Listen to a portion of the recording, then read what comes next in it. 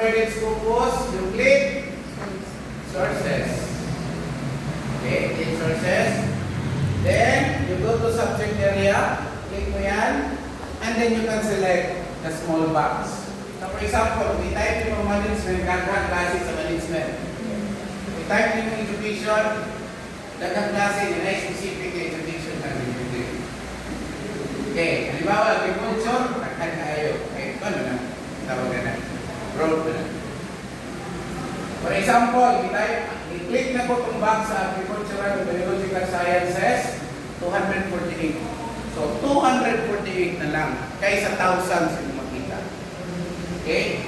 Next, kung Management of Technology and 480. So, kamay na lang, kaysa daghan yung pilihan. Now, ito na. Pwede po kang mananaw ulit. Pwede nyo, tawag na, i-refine, i-refine or limit. Pwede ba i-quartile? Halimbawa, may second quartile, sila ko, tag-as mo, kaya ng quartile 1, quartile 3 lang. Ayaw na ng quartile 4. Pwede ko na quartile 4. And then, you click journals. Okay, click journals. So, ano na siya? Kanang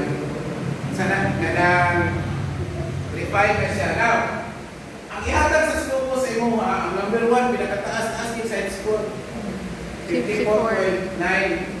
Okay? So na, sa ganun the higher the score, the higher the quality, the probability of rejection. Pwede po taasa. Okay? Higher naman. Higher quality naman. Next, pwede din mong i-click tong down arrow. Pag-click din mo, mabalik. Ang pinakababa o side score ng mga number 1. Siyempre, ayaw ko ng NDA. Pangita po ka na lang ay score. Halimbawa, 0.09 na lang. O, 0.03 ganito ba? 0.01 na. Kahala na. So, examples this yan.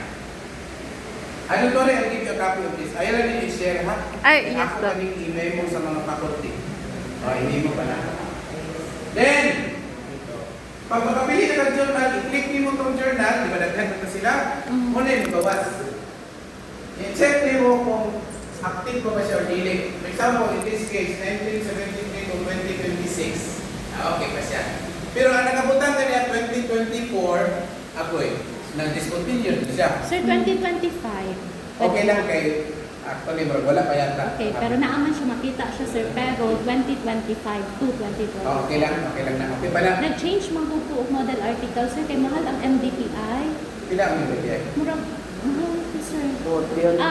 Walay bayad pag mag-review, pero pag imuha ng i-publish, dito na sila magpabayad. Mahal, sir. Nakalimot ko, pero mahal. Pero ako ang na-search, sir. Wala mang good siya bayad. Subscription.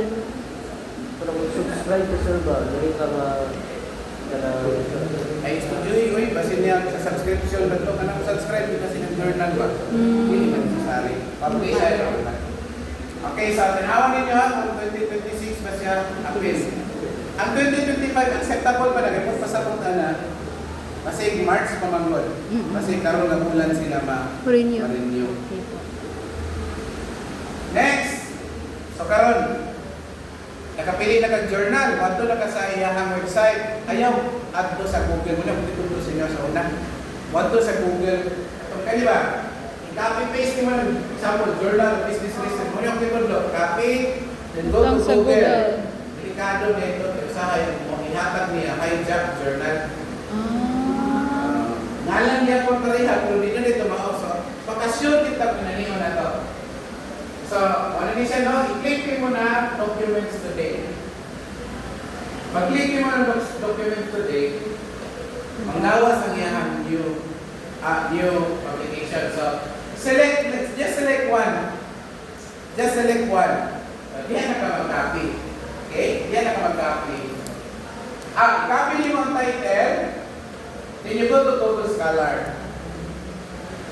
Jaran. Mino ka Jaran? Yes, no. And then i-paste niyo mo. Yes, no. Pag-paste niyo mo, magawas na siya. I-click dahil mo. I-click niyo mo siya. Nara siya. Unya, to make sure na, kay mga ganito kasi ang journal, i-click niyo ang title sa journal. So, sure ka na maugin yung journal, dili siya i-jump. Ayan na lang. Ayos ba na? So, dili i-research, no? Dili siya i-research. Okay? Wala warning, kaya pa dito Google. Yes, sir. Oh, Alright? Ganina, ato gigamit subject pa to, di ba? Subject. Karon pwede po ka diretso jud kag title. Hindi mo okay, ganina subject pa ni dire. Karon title na. Example education, gawas. Ilan scroll down lang nimo kay nagkan man na. Pwede po diretso. Pero mas ganahan ko atong buhat katong subject kay makapili ka. Kani man god. Kani man god sa may prompt lang siya ba? Prompt. Hindi mo makita. Bago niyo ang subject. At kung hindi mo nang i-click, lagi sa bago ng subject. Okay. go Leonard. Ayan na lang mga actually pwede din siya sa inyo. Pwede po mamato sa Elsevier Journal Finder. Kailangan naman mo yung abstract. Sa aking mabuhatan, you go to Google, type Elsevier Journal Finder, and then mo na siya. Okay? So, kung na kay abstract, i-click ni mo ni Match may abstract, i-paste ni mo diha, tagaan ka niya suggested journals. Ay, Siya mo hatag. Okay? Or kung nakita pa kang journal, wapag yun, yan yung i-click, search keywords. Type niyo mong engineering na ay 40 journals. Okay, paste na lang yun, share niyo mo, kita. And then, nakanindot natin nakanindot po sa Elsevier Finder, kinaan na dito makita ang bayad or walay bayad. Tama nga ni, no publishing charge. Okay siya. Pero imo gyud po nang tawag na i-confirm. Adto gyud po ka sa journal mismo, tanaw niyo kung napag bayad or wala. Okay? So in this case, no submission fees, publication fees, or basta wala. Okay, tadiha. Ay wala man. Okay, what else? Kanina, muna akong journal. So, $3,900. Yeah. So, wala ko dibayad yan. Ako mga co-author dibayad. wow. Then, take note, gato na mo, katong kanina ba? Katong Elsevier Finder. Dili punta ng journal sa Elsevier na index sa Scopus. So, for example, nakapili na kaganahan ka, mabalik sa sa Scopus. Bato ka dito, title, yung mga i-enter. Kung gawas siya, natin siya sa Scopus. So, again ha, ilitan lang na sa Elsevier, index po sa Scopus. Kung ganahan ko sa Elsevier Finder, kaya wala na kay abstract, Makita siya ay na. makita. Pero usahin lagi, hindi lang ihatag po katong mga top journals yun na mahalon. Ang live journals nga wala sila yung submission fee, pero pag-abot ka ito, pag mag-submit na ka, makiliot ka o i-open access ba or ano, so pwede na dyan po na siya, sir. Muna siya kanina. Wala na sila submission fees, pero i-open access nimo. Pwede na dyan po na mag-pilihan, sir, na i-iwan na mag-pilihan siya, ano.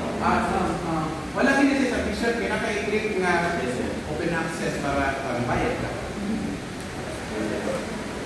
Alright? So, diyan.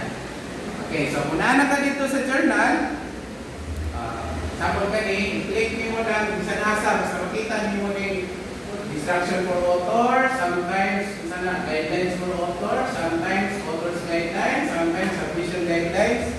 Muna yung i-click. In this case, i-click mo lang sa article, may drop down menu, gawas ang instruction for author. Kasi gamit si Taylor Francis Kinana. Then, you have now the instruction for authors.